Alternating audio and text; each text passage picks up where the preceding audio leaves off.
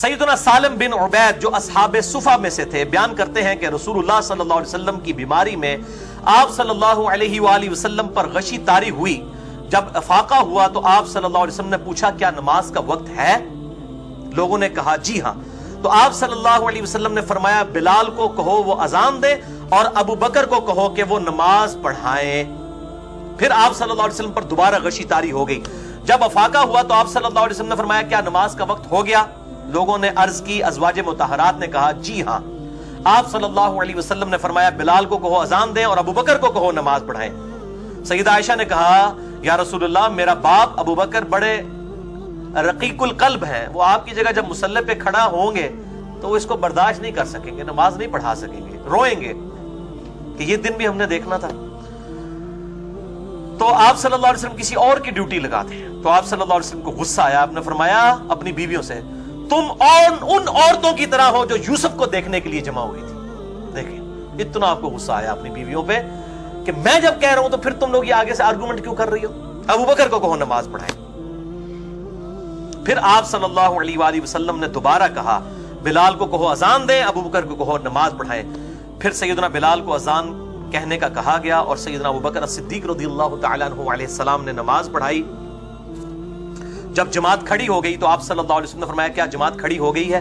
ازواج مطہرات رضی اللہ عنہن وعلیہم السلام نے کہا جی ہاں.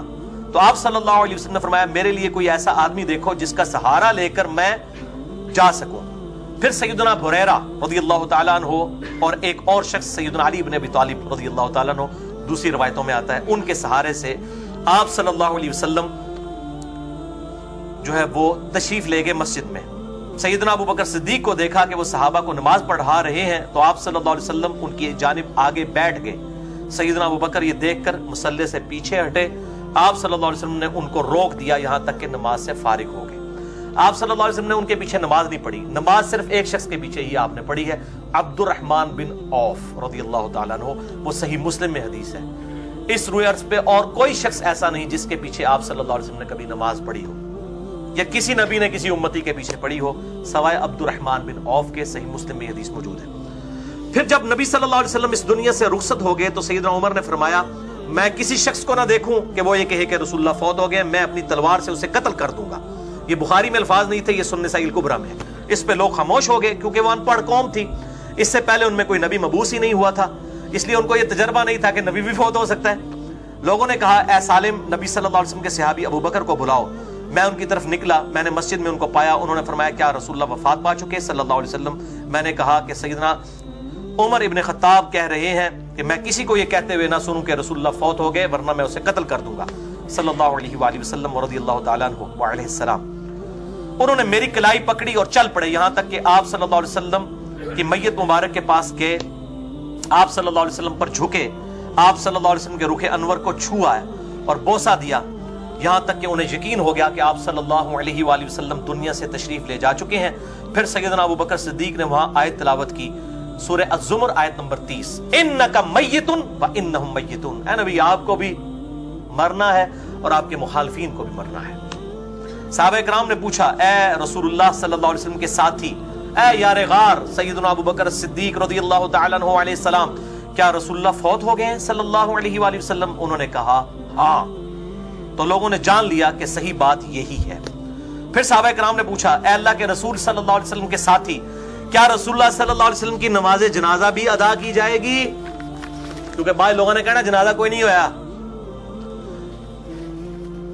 تو سیدنا ابو بکر صدیق نے کہا جی ہاں.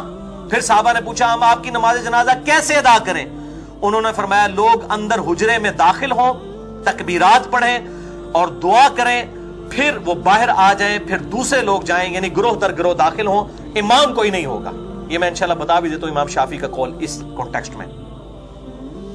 صحیح بخاری میں 4 تکبیرات بھی ثابت ہیں میت کے اوپر اور صحیح مسلم میں 5 تکبیرات بھی، دونوں سنت ہیں. اہل تشیع صرف 5 تکبیرات والی سنت پہ عمل کرتے ہیں، اہل سنت 4 والی پہ بھی کرتے ہیں. اور شیخ زبیر علی رحمہ اللہ تعالیٰ کے جنازے پر 5 تکبیرات کہی گئیں اور ہر تکبیر کے ساتھ رفع الیدین بھی کرنا ہے اور سلام آخر میں ایک طرف ہی پھیرنا ہے، دائیں طرف. بلند آواز سے بھی جنازہ ثابت ہے لیکن عمومی عمل آہستہ آواز کے ساتھ ہے، سرن.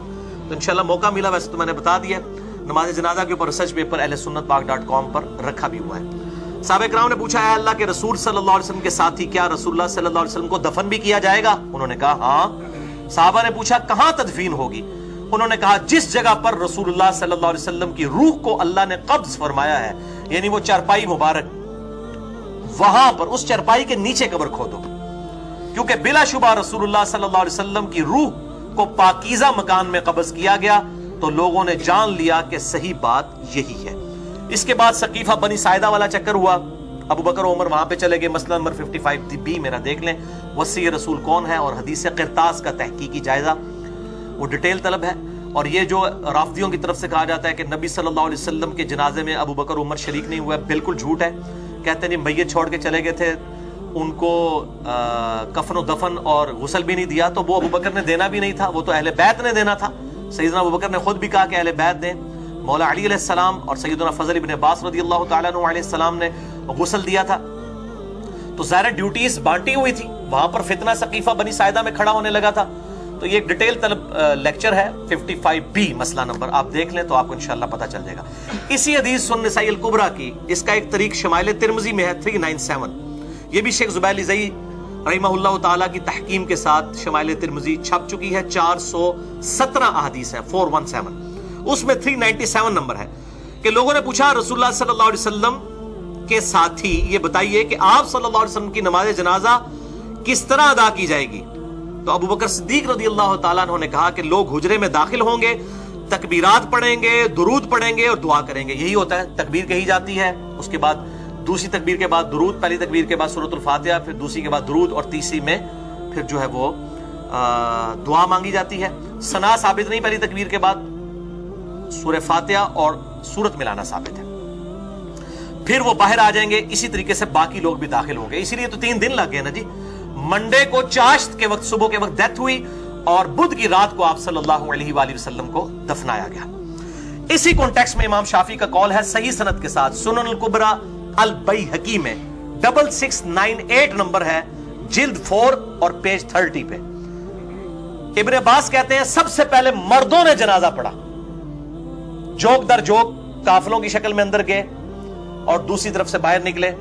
اس کے بعد عورتوں نے جنازہ پڑھا، اس کے بعد بچوں نے جنازہ پڑھا۔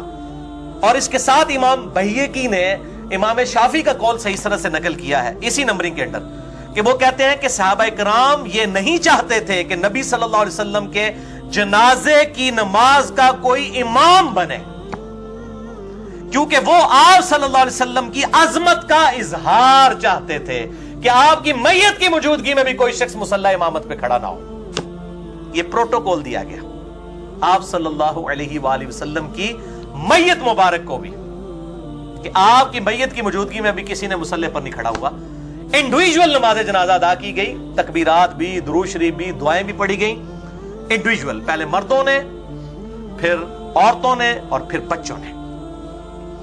اسی کانٹیکسٹ میں جامعہ ترمذی اور سنن ابن ماجہ میں حدیث ہے، مشکات میں 5963 ہے اور سنن نسائی الکبریٰ میں 7122، کہ جب صحابہ کرام میں اختلاف ہوا تو سیدنا ابو بکر صدیق رضی اللہ تعالیٰ عنہ نے کہا کہ اللہ تعالیٰ اپنے نبی کی روح کو وہیں پر قبض فرماتا ہے جہاں پر اللہ پسند کرتا ہے، لہٰذا آپ صلی اللہ علیہ وآلہ وسلم کی قبر مبارک آپ کی اس چرپائی کے نیچے کھو دی جائے۔ بعض اصحاب نے کہا کہ آپ کو بیت المقدس لے جاتے ہیں جہاں 4000 انبیاء کی قبریں ہیں، بعض نے کہا بقیع غرقد لے جاتے ہیں، لیکن سیدنا ابو بکر صدیق نے کہا کہ میں نے نبی صلی اللہ علیہ وسلم سے یہ بات سنی ہے کہ اللہ تعالیٰ نبی کی روح وہیں پر قبض کرتا ہے جہاں وہ پسند فرمائے۔ تو جب اللہ تعالیٰ کے نزدیک یہ پسندیدہ جگہ ہے اور وہ ایسی پسندیدہ ہے، ریاض الجنہ ہے، بخاری اور مسلم کی حدیث ہے، میرے گھر سے لے کر میرے ممبر تک جنت کے ٹکڑوں میں سے ایک ٹکڑا ہے، نبی صلی اللہ علیہ وسلم جنت کے ٹکڑے میں دفن ہے۔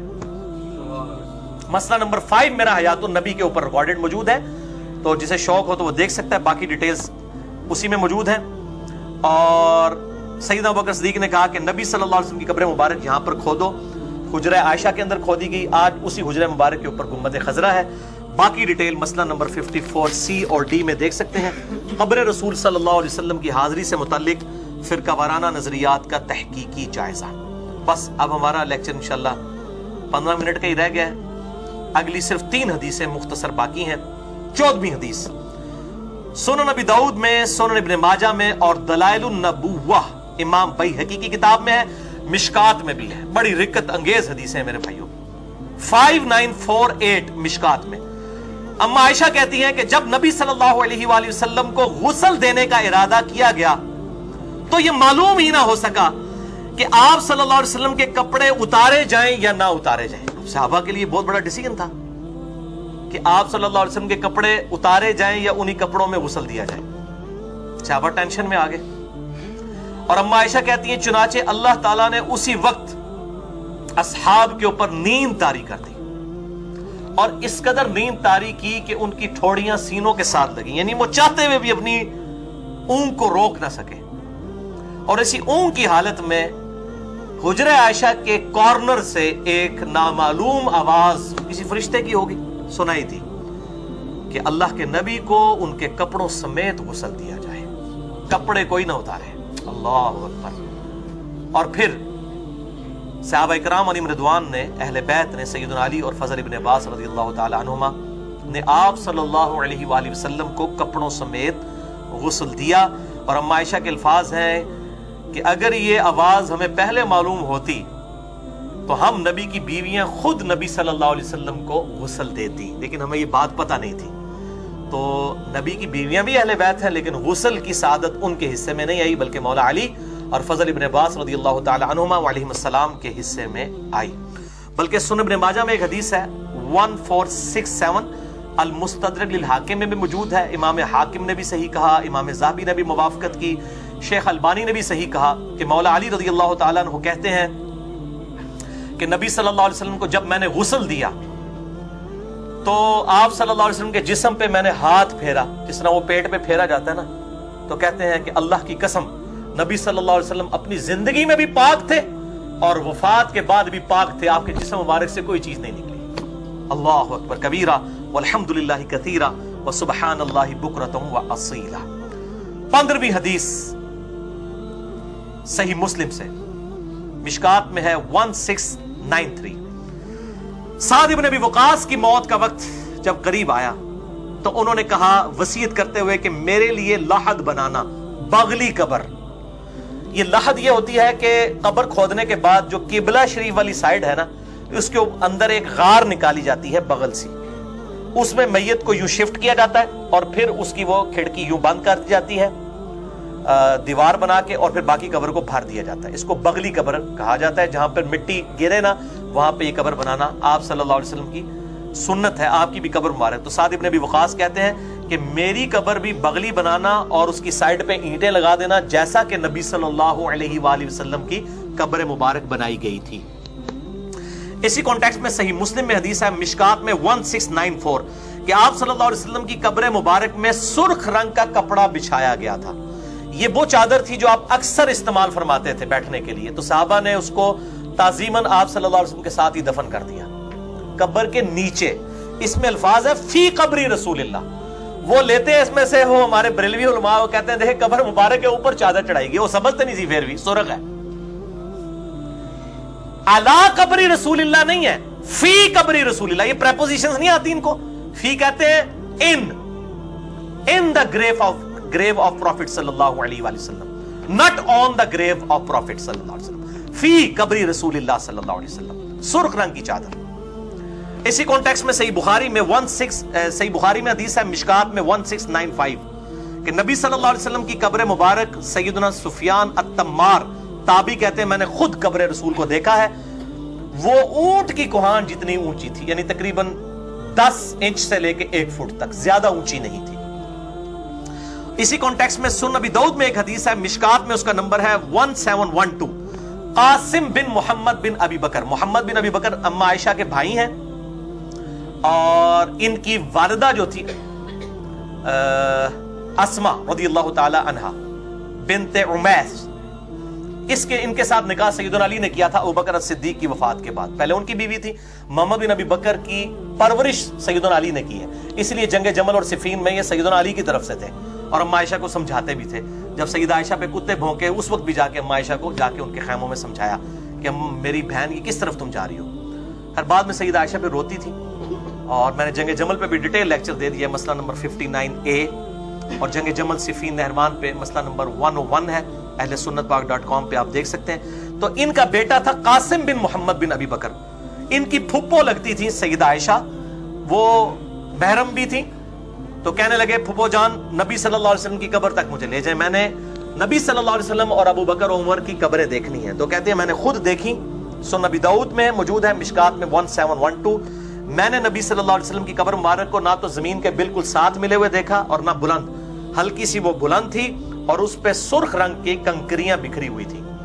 यानी कब्र आप बना के उसके ऊपर बजरी या इस तरीके से पत्थर साइड पे रख सकते हैं ताकि उसका निशान बाकी रहे और ये बह ना जाए। मसला नंबर 27 मेरा रिकॉर्डेड मौजूद है। मजार बनाने की, पक्का करने की इसकी इजाजत नहीं है, लेकिन कब्र के आसार बाकी हों। सही मुस्लिम में मौजूद है कि आप सल्लल्लाहु अलैहि वसल्लम अपनी वालदा की वफात के 50 साल के बाद अपनी वालदा की कब्र के ऊपर गए थे। ये मैंने हदीस उसके अंदर भी बताई है और नबी सल्लल्लाहु अलैहि वसल्लम के वालिदैन के ईमान से मुतालिक भी मैंने लेक्चर रिकॉर्ड करवा दिया है, मसला नंबर 98 ahlesunnatpark.com पे, जिसे शौक हो तो वो देख सकता है।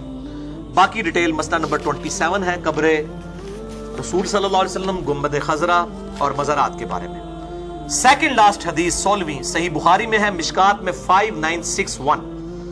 ये भाई अब दर्दनाक हदीसें आने लगी हैं, रिक्कत अंगेज। अनस इब्न मालिक कहते हैं कि जब नबी सल्लल्लाहु अलैहि वसल्लम पर मौत की तकलीफ छाने लगी तो सैयदा फातिमा ने अर्ज की, अब्बा जान आप कितनी तकलीफ में हैं। आप सल्लल्लाहु अलैहि वसल्लम ने फरमाया, बेटा कोई बात नहीं, आज के बाद तुम्हारे बाप को कभी कोई तकलीफ नहीं आएगी। अब यहां पर मशहूर है कि वो जी नबी सल्लल्लाहु अलैहि वसल्लम ने इजराइल को कहा तू पूरी उम्मत के बराबर तकलीफ मेरे ऊपर ही डाल है, बिल्कुल झूठ है, कोई कहीं मौजूद नहीं है। अच्छा, आज के बाद तुम्हें कोई तकलीफ नहीं आएगी, आज के बाद मुझे कोई तकलीफ नहीं आएगी तुम्हारे बाप को। जब वफात हो गई तो सैयदा फातिमा रदियल्लाहु ताला अन्हा कहने लगी, अब्बा जान आपने अपने रब के बुलावे पर लब्बैक कह दिया। अब्बा जान आपका ठिकाना बेशक जन्नतुल फिरदौस है। अब्बा जान हम जिब्रील को आपकी मौत की खबर देते हैं। अल्लाहु अकबर। और फिर अम्मा सैयदा फातिमा ज़हरा रदियल्लाहु ताला अन्हा कहने लगी, ऐ अनस तुम्हारे दिलों ने ये कैसे गवारा किया कि वो नबी सल्लल्लाहु अलैहि वसल्लम को कब्र में दफनाकर आपके ऊपर मट्टी डाल दे। यानी इतनी तड़प के साथ कि तुमने ये कैसे गवारा किया जिस नबी की खातिर असहाबे रसूल जाने दिया करते थे। लेकिन ज़ाहिर है कि दुनिया से हर शख्स ने जाना है, तो किस दिल के साथ आप सल्लल्लाहु अलैहि वसल्लम की मैयत मुबारक के ऊपर यानी सिले रखने के बाद आप सल्लल्लाहु अलैहि वसल्लम की कब्र की मट्टी डाली गई, तुम्हारे दिल कैसे आमादा हुए। इसी कॉन्टेक्स्ट में सुनन नबी दाऊद, सुनन दारमी और सुनन तिरमिज़ी में हदीस मौजूद है, मिशकात में है 5962। देखें मिशकात में सारी हदीसें हैं ऑलमोस्ट, और मैंने बड़ी मेहनत से ढूंढ ढूंढ के इनके नंबर तलाश किए। अनस इब्न मालिक का बयान है कि जिस रोज आप सल्लल्लाहु अलैहि वसल्लम मदीने में तशरीफ लाए सब ने खुशियां मनाई। उस दिन से ज्यादा हसीन दिन कोई नहीं था और उस दिन से ज्यादा रोशन दिन कोई नहीं था। लेकिन जिस दिन आप सल्लल्लाहु अलैहि वसल्लम की वफात हुई उस दिन से ज्यादा कबीह और तारीक दिन कोई नहीं था। जिस दिन आप सल्लल्लाहु अलैहि वसल्लम मदीना शरीफ में दाखिल हुए हर शय रोशन थी, और जिस दिन आप सल्लल्लाहु अलैहि वसल्लम की वफात हुई हर चीज तारीक हो गई। और अभी हम आप सल्लल्लाहु अलैहि वसल्लम की कब्र मुबारक पर मट्टी डालकर फारिग भी नहीं हुए थे और अपने हाथ भी साफ नहीं किए थे कि हमारे दिल अजनबी हो चुके थे। यानी ईमान बिशहादा जो देख के ईमान था वो ईमान बिल गैब में कन्वर्ट हो चुका था। यानी अब उनके लिए भी गैब का ईमान था। आप रसूलुल्लाह को दोबारा नहीं देख सकते थे, कोई शख्स भी नहीं देख सकता था। तो कहते हैं हमारे दिल अजनबी हो गए। यानी नबी की मौजूदगी दुनिया में बहुत बड़ा एसेट होती है। नबी के जाने के बाद ज़ाहिर है उस तरीके से फिर यूनिटी नहीं रहती, और वही आपने देखा कि 30 साल के बाद वो चीजें बिखर गई। फिर अल्लाह अकबर, हमारे दिल अजनबी हो गए। बाकी डिटेल जिसे चाहिए तो उमर सीरीज देखें कतर वालों की, 30-1-7 के ऊपर अरबी में इंग्लिश सब टाइटल के साथ, और इंशाल्लाह उम्मीद है उर्दू में भी आ जाएगी। नबी सल्लल्लाहु अलैहि वसल्लम की बेसत से 6 साल पहले से लेकर सैयदना उमर की शहादत तक पूरी की पूरी बायोग्राफी आप सल्लल्लाहु अलैहि वसल्लम की फिल्माई गई है। आपको नहीं दिखाया लेकिन सैयदना उमर को सेंटर्ड करते हुए वो सारी चीजें, जिसे शौक हो तो वो जरूर देखें। आखिरी हदीस 17वीं सही मुस्लिम से है, मिशकात में है 5967, इंतहाई रिक्कत अंगेज। अनस इब्न मालिक का बयान है कि रसूलुल्लाह सल्लल्लाहु अलैहि वसल्लम की वफात के बाद सैयदना अबू बकर as-सिद्दीक रदियल्लाहु ताला अन्हु वअलैहि सलाम सैयदना उमर से कहना शुरू हुए, क्या उमर चलो उम्मे आयमन के पास चलते हैं। नबी सल्लल्लाहु अलैहि वसल्लम की रिश्ते में फुप्पो लगती थी और बुढ़िया खातून थी। आप सल्लल्लाहु अलैहि वसल्लम अक्सर इन बूढ़ी अम्मा के पास जाया करते थे, उम्मे आयमन। तो हम भी उस सुन्नत पे अमल करते हैं कि उम्मे आयमन के पास चले जाते हैं। सैयदना अबू बकर ने सैयदना उमर से कहा, सैयदना उमर वहां पर गए। अबू बकर उमर रज़ियल्लाहु ताला अन्हु ने जाकर कहा कि ए अम्मा जान उम्मे आयमन, नबी सल्लल्लाहु अलैहि वसल्लम भी अक्सर आपके पास आते थे, आज हम भी उस सुन्नत पे अमल करते हुए आप सल्लल्लाहु अलैहि वसल्लम की वफात के बाद आपको मिलने के लिए आए हैं। यानी आप अपने आप को अकेला तसव्वुर न करें। तो सैयदा उम्मे आयमन रज़ियल्लाहु ताला अन्हा वअलैहि सलाम रो पड़ी। तो सैयदना अबू बकर उमर ने कहा कि अम्मा क्यों रोती हो, रसूलुल्लाह तो जन्नतुल फिरदौस में पहुंच चुके हैं, इस दुनिया से बढ़कर बेहतर जगह अल्लाह के नबी सल्लल्लाहु अलैहि वसल्लम को अल्लाह ने अता फरमा दी है।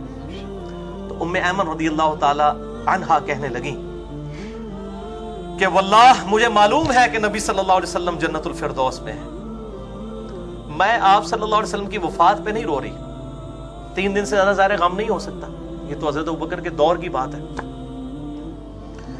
वल्लाह मैं इसलिए रो रही हूं कि अब क़यामत तक आसमान से अल्लाह ताला किसी इंसान के साथ कलाम नहीं करेगा, वही का सिलसिला मुनक़ते हो चुका है। ये जो एस्पेक्ट है मेरे भाइयों कि अब क़यामत तक अल्लाह ताला ने किसी इंसान को ये नहीं बताना कि क्या चीज गलत है और क्या चीज सही है। नबी सल्लल्लाहु अलैहि वसल्लम की खत्म नबूवत की वजह से क़यामत तक के लिए अब अल्लाह ताला ने अपना इस तरह का रिश्ता इस दुनिया से अलग कर लिया। अब किसी इंसान के साथ वो ख्वाह कितना ही बड़ा क्यों ना हो, कोई सहाबी क्यों ना हो, अल्लाह ताला किसी के साथ कलाम नहीं करेगा। तो उम्मे आयमन रज़ियल्लाहु ताला ने जब ये बात की कि अब अल्लाह ताला किसी से कलाम नहीं करेगा, तो सैयदना अबू बकर सिद्दीक रज़ियल्लाहु ताला अन्हु और सैयदना उमर रज़ियल्लाहु ताला अन्हु भी वहां पर रो पड़े कि वाकई अब अल्लाह ताला क़यामत तक किसी इंसान से कलाम नहीं करेगा, ये वही का सिलसिला मुनक़ते हो चुका है। बहरहाल हमारी खुश नसीबी है कि हमारे महबूब सल्लल्लाहु अलैहि वसल्लम का दीन क़यामत तक के लिए महफूज है। ये आखिरी किताब आप सल्लल्लाहु अलैहि वसल्लम की वसी है, ये क़यामत तक के लिए उम्मत को दे कर गए, सुन्नत छोड़ कर गए, अहले बैत का एहतराम, उनकी मोहब्बत छोड़ कर गए, असहाब की तालीमात अल्हम्दुलिल्लाह महफूज हालत में कुरान और सुन्नत में मौजूद है। मसला नंबर मेरा 1 रिकॉर्डेड मौजूद है, इमामुल अंबिया की दावत कुरान सल्लल्लाहु अलैहि वसल्लम। अल्लाह ताला से दुआ है जो हक बात मैंने कही अल्लाह ताला हमारे दिलों में रासिक फरमाए। अगर जज्बात में मेरे मुंह से कोई गलत बात निकल गई तो अल्लाह ताला हमारे दिलों से ही महव कर दे। हमें किताब और सुन्नत की तालीमात पर अमल करके दूसरे भाइयों तक पहुंचाने की तौफीक अता फरमाए। सुब्हानक अल्लाहुम्मा व बिहम्दिक अशहदु अल्ला इलाहा इल्ला अंता अस्तगफिरुका व अतूबु इलैक व मा अलैना इल्लल बलागुल मुबीन। जज़ाकुमुल्लाहु खैरा।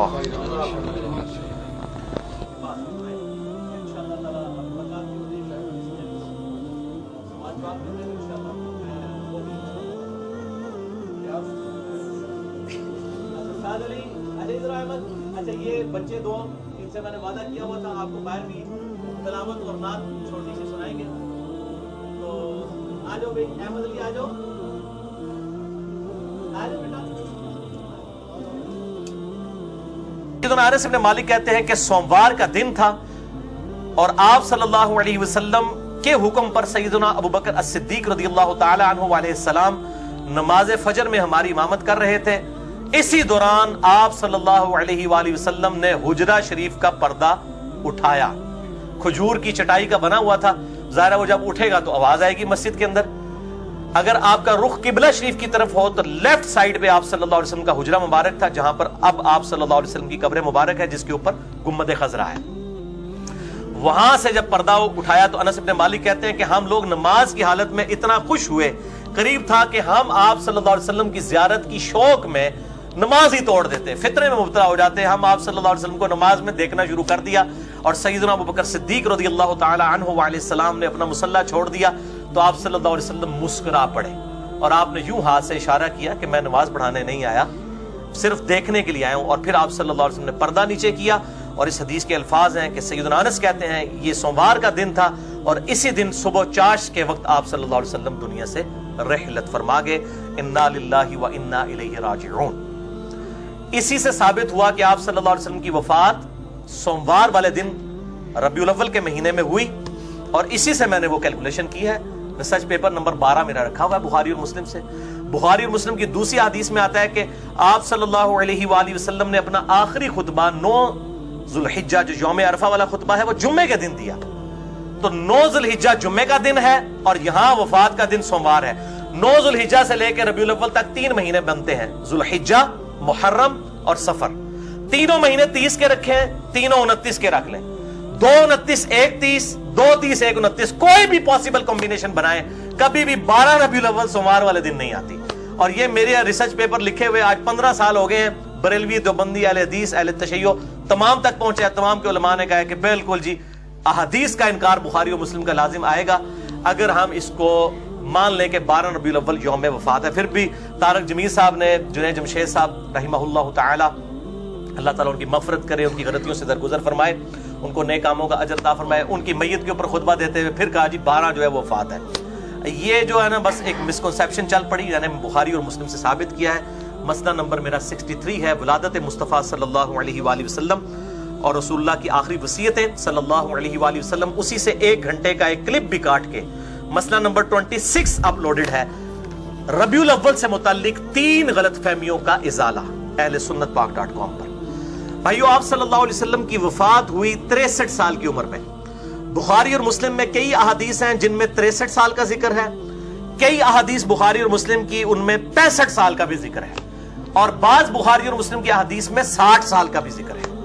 63 60 اور 65 یہ 3 فگرز ملتے ہیں۔ ان کی تطبیق یہ ہے کہ اصل میں یہ 63 ہے جس پہ اہل سنت اور اہل تشیع اور پوری امت کا اجماع ہے۔ یہ راؤنڈ آف، کسی نے 63 کو راؤنڈ آف کر کے 60 بنا دیا، اور کسی نے دوسری طرف راؤنڈ آف کیا تو 65 بنا دیا۔ یعنی اگر آپ اس کو پورا کریں، مثلا اگر میں کہوں کہ 2:40 تو اس کو آپ 2:45 بھی کہہ سکتے ہیں، حالانکہ 2:45 ہوتا ہے 2:45، 2:40 نہیں۔ اس طریقے سے اگر بیچ میں ہوگا 2:35 ہوگا تو کوئی اس کو 2:30 بھی کہہ سکتا ہے۔ تو یہ راؤنڈ آف ہے۔ اصل میں جو آپ صلی اللہ علیہ وسلم کی عمر مبارک لیونر ایئرز، چاند کے اعتبار سے، قمری اعتبار سے 63 ہے، اور شمسی ایئرز جو ہمارے چل رہے ہیں سولر ایئرز، اس کے اعتبار سے تقریباً 61 ایئرز بنتی ہے۔ لہذا ڈاکٹر طاہر القادری صاحب نے جو پیشن گوئی کی تھی کہ جی میری عمر بھی 63 سال ہی ہوگی، اس وقت انہوں نے پیشن گوئی کی جب وہ 63 کو کراس کر چکے تھے، لیکن وہ بیچارے بھول گئے کہ یہ آپ صلی اللہ علیہ وسلم کی 63 سال جو ہے وہ لیونر ایئرز والی تھی۔ اڑتے انہوں نے 65 سال تو بھی زیادہ ہو چکی ہے، اس دفعہ 65 کا بھی کیک کٹیا گیا۔ تو تھوڑا جا اردو 63 بھی کہندے بول لیندے تے کوئی مت دے دیندا کہ بھائی یہ کیڑی تسی پیشن گوئی پریڈکشن کر رہے ہو، تہاڈی تے پہلے ہی 63 کراس کر چکی ہے، کیونکہ آپ صلی اللہ علیہ وسلم کی 63 سال جو ہے وہ سولر ایئرز کے اعتبار سے نہیں تھی، لیونر ایئرز کے اعتبار تھی، چاند کے مہینوں کے اعتبار سے۔ اس کا سال 255 ڈیز کا ہوتا ہے اور یہ 265 ڈیز کا ہوتا ہے، 365 اور وہ 355 ڈیز کا۔ 10ویں حدیث بھی بخاری اور مسلم دونوں میں موجود ہے، مشکات میں 5964۔ اب عائشہ رضی اللہ تعالیٰ عنہ کا بیان ہے کہ نبی صلی اللہ علیہ وسلم اپنی صحت کے ایام میں اکثر فرمایا کرتے تھے کہ اللہ تعالیٰ کسی بھی نبی کی روح اس وقت تک قبض نہیں فرماتا جب تک کہ اس کا ٹھکانہ اسے جنت میں نہ دکھا لے، پھر اسے اختیار دیا جاتا ہے چاہے تو جنت اختیار کرے چاہے دنیا میں رہے۔ پھر جب آپ صلی اللہ علیہ وسلم پر موت کی کیفیت طاری ہوئی تو آپ صلی اللہ علیہ وسلم کا سر مبارک میری ران پر تھا، آپ صلی اللہ علیہ وسلم چھت کی طرف دیکھ رہے تھے۔ جب آپ کو بے ہوشی سے افاقہ ہوا تو آپ صلی اللہ علیہ وسلم نے کہا اللہم الرفیق الاعلی، اے اللہ مجھے ان اعلیٰ لوگوں کے ساتھ رفاقت ان کی عطا فرما۔ تو عائشہ کہتی ہیں میں فوراً سمجھ گئی کہ اب آپ صلی اللہ علیہ وسلم کو آپشن دیا جا رہا ہے کہ چاہے جنت میں جائیں چاہے دنیا میں۔ تو میں نے سمجھ لیا کہ آپ صلی اللہ علیہ وسلم اب دنیا کو اختیار نہیں فرمائیں گے، اور پھر یہ آپ صلی اللہ علیہ وسلم کے آخری الفاظ تھے اللہم الرفیق الاعلی، اور آپ صلی اللہ علیہ وسلم کی روح پرواز کر گئی، انا للہ و انا الیہ راجعون۔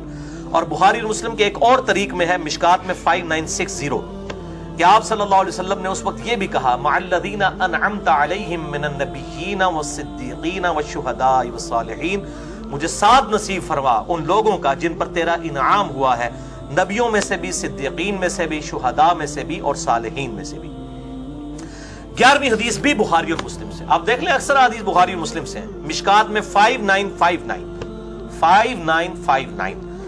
اما عائشہ رضی اللہ تعالیٰ عنہ کہتی ہیں کہ مجھ پر اللہ کا انعام ہے کہ آپ صلی اللہ علیہ وسلم نے میری باری کے دن میرے گھر میں میرے سینے اور ٹھوڑی کے درمیان سر مبارک تھا، وفات پائی، اور آپ صلی اللہ علیہ وسلم کی وفات سے پہلے اللہ تعالیٰ نے میرا لعاب اور آپ صلی اللہ علیہ وسلم کا لعاب دہن مبارک، تھوک مبارک ایک جگہ پر جمع فرما دیا۔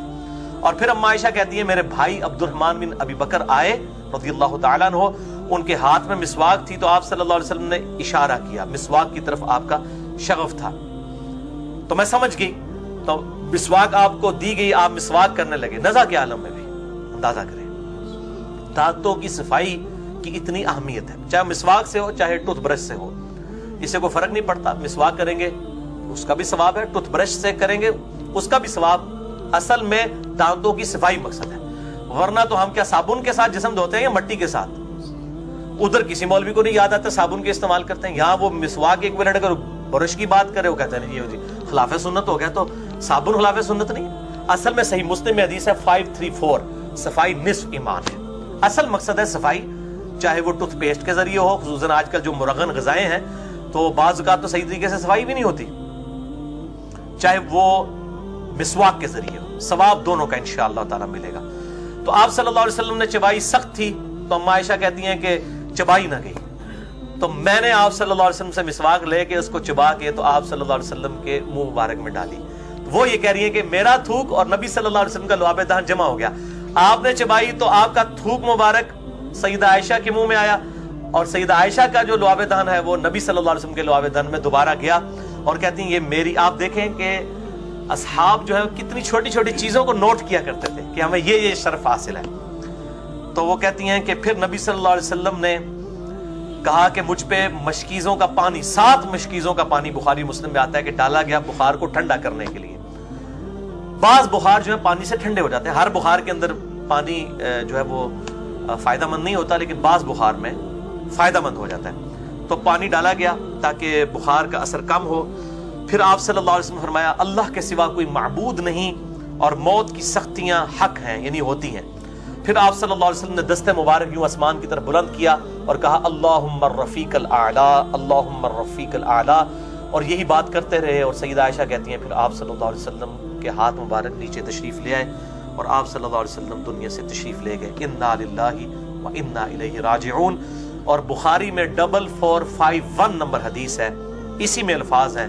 اما عائشہ کہتی ہیں کہ نبی صلی اللہ علیہ وسلم کا لعاب دہن اور میرا تھوک اللہ تعالیٰ نے ایک جگہ پر جمع کر دیا، فی آخر یوم من الدنیا، جو آپ صلی اللہ علیہ وسلم کی اس دنیا کی زندگی کا آخری دن تھا، وہ اول یوم من الآخرہ، اور آخرت کی زندگی کا پہلا دن تھا، یعنی وہ دنیا کی زندگی کا آخری دن تھا، اس کے بعد دنیا سے آپ چلے گئے، اب آخرت کی زندگی آپ کی، حیات النبی کا عقیدہ آخرت کی زندگی کے اعتبار سے ہے۔ مسئلہ نمبر 5 میرا سن لیجئے، 2 گھنٹے کی گفتگو۔